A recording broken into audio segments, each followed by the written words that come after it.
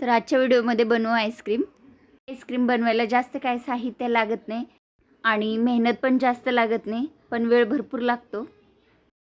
तर आईस्क्रीम बनवायला इथं मी 1 लिटर दूध घेतले.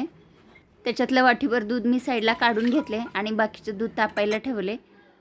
तर आईस्क्रीम बनवायला इथं मी व्हॅनिला फ्लेवरचं कस्टर्ड पावडर घेतले.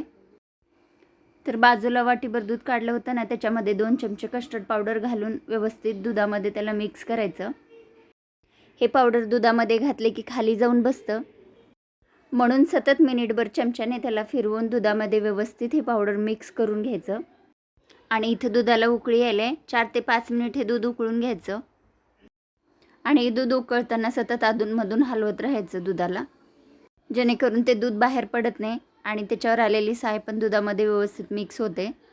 हे आईस्क्रीम मी दुपारी बनवत होती आणि इथं खिडकीतून ऊन डायरेक्ट माझ्या तोंडावर लागत होतं, म्हणून मी इथं खिडकी बंद केले. आता इथं दूध छान उकळलं आहे. आता ह्याच्यामध्ये बनवून घेतलेलं कस्टर्ड पावडर घालायचं आहे आणि हे पावडर दुधामध्ये घालायच्या अगोदर परत एक वेळा चमच्याने व्यवस्थित त्याला फिरून घ्यायचं, मगच दुधात घालायचं. आणि हे पावडर दुधात घालताना गॅस स्लो ठेवायचं. स्लो गॅसवरच जोपर्यंत हे मिश्रण खदखद उकळत नाही तोपर्यंत ह्याला उकळून घ्यायचं आहे, जेणेकरून ते कस्टर्ड पावडरचं कच्चा पण निघून जाईल.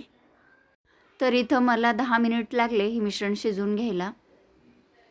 त्याच्यानंतर ह्याच्यामध्ये वाटीभर साखर घालायचं. तर इथे हे स्ट्रॉबेरी सिरप मला घालायचं नव्हतं, तर पाठीमागून दीप्ती आवाज देते, मम्मी स्ट्रॉबेरी सिरप घाल म्हणून मी चमच्याभर घातले. पण तिला मी घातलेला विश्वास वाटले नाही आणि ती स्वतः येऊन परत चमच्याभर स्ट्रॉबेरी सिरप त्याच्यामध्ये ॲड केली. तिला स्ट्रॉबेरी फ्लेवर खूप आवडते. तर इथे हे मिश्रण उकळून तयार आहे. आता गॅस बंद करून हे मिश्रण बाजूला ठेवायचं थंड करायला. हे मिश्रण थंड व्हायला बराच वेळ लागला. तर इथं दीपमला वेट होत नव्हतं, अधूनमधून विचारत होता कधी बनते मम्मी म्हणून.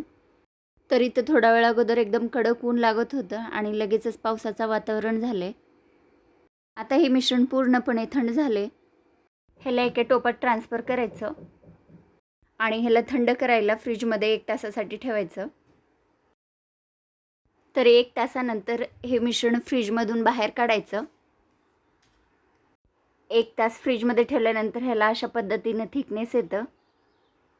आता इथं फ्रेश वाटीभर दुधावरची साय घ्यायचं आणि मिक्सरचं भांडं घेऊन त्याच्यामध्ये हे मिश्रण आणि दुधावरची साय मी इथं 2 बॅचमध्ये केले. आता हे मिक्सरला फिरवून घ्यायचं. तर हे मिक्सरला फिरवल्यानंतर इथं मी एक डबा घेतले आणि हे मिश्रण त्याच्यामध्ये ट्रान्सफर करायचं. त्याच पद्धतीनं राहिलेलं मिश्रण मिक्सरला फिरवून घेऊ आणि ह्याला पण एका दुसऱ्या डब्यामध्ये ट्रान्सफर करू. आणि हे मिश्रण एका डब्यामध्ये बसत नव्हतं, म्हणून मी ह्याला 2 डब्यामध्ये डिवाईड केले. ह्या डब्याला झाकण लावून 2.5 ते 3 तासासाठी हे फ्रीजरमध्ये आईस्क्रीम सेट करायला ठेवायचं. आणि हे आईस्क्रीम सेट व्हायला जास्त वेळ पण लागू शकतं, कमी पण वेळ लागू शकतं, ते तुमच्या फ्रीजच्या टेम्परेचरवर डिपेंड आहे. आणि आईस्क्रीम बनवून तयार व्हायला भरपूर वेळ लागला होता, पूर्ण रात्रच झाली होती. तर इथं बघू शकता फायनली आपलं आईस्क्रीम सेट झाले. आणि ही आईस्क्रीम अजिबात हार्ड झाली नाही, विकतची जसं स्मूथ असते ना तसंच झाले. आणि सगळ्यात शेवटी तुमच्या आवडीप्रमाणे ड्रायफ्रूट घालून एन्जॉय करा. मग कसं वाटली आजची रेसिपी?